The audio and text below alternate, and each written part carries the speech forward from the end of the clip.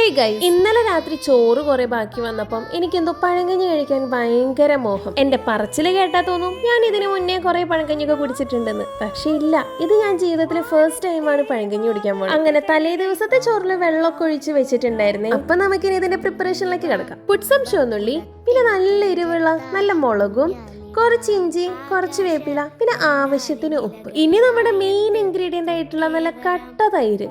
തൈര് ഇവിടെ തന്നെ ഉറവിച്ചതാ, അപ്പൊ അതിന്റെ ടേസ്റ്റ് ഒന്ന് വേറെ തന്നെയാ. ഞാനിത് ഉണ്ടാക്കണതിന്റെ ഇടയില് മമ്മിയുടെ പഴയ ഓർമ്മകളൊക്കെ ആയ വറുത്ത് പഴങ്കഞ്ഞി ഉണ്ടാക്കുന്ന റെസിപ്പിയും പറഞ്ഞ് നൊക്ലാജി അടിച്ചു. അപ്പൊ മമ്മിയുടെ നൊക്ലാജിയ റെസിപ്പിയില് മമ്മി പണ്ട് വെളിച്ചെണ്ണയും കൂടെ ആഡ് ചെയ്യണ കാര്യം പറഞ്ഞിട്ടുണ്ടായിരുന്നു. അപ്പൊ വെളിച്ചെണ്ണയുടെ ടേസ്റ്റ് അറിയാൻ വേണ്ടിയിട്ട് ഇതിലൊരു ഇത്തിരി വെളിച്ചെണ്ണ ഒഴിച്ചിട്ടുണ്ട്. പുറത്തിറങ്ങി നോക്കിയപ്പോ നല്ല മഴ, കൊളൊക്കെ നിറഞ്ഞൊഴുകാറായി. അപ്പൊ ഇനി മഴ കണ്ട് ആസ്വദിച്ചുകൊണ്ട് നമുക്ക് പഴങ്കഞ്ഞി ആസ്വദിക്കാം. എന്ത് പറയണു? അങ്ങനെ പഴങ്കഞ്ഞി ഒന്നും കൂടെ നന്നായിട്ട് ഇളക്കി ഒരു വായെടുത്ത് ഇങ്ങോട്ട് വെച്ചാണ്ടല്ലോ, എന്റെ പൊന്നോ, ഒന്നും പറയാനില്ല.